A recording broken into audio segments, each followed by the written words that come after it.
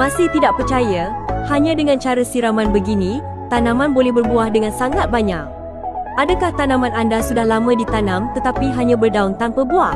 Kami memperkenalkan Booster 76, baja cecair yang sangat berkesan, membantu merangsang pengeluaran buah walaupun pada tanaman yang lama tidak berbuah, malah boleh membantu tanaman berbuah di luar musim.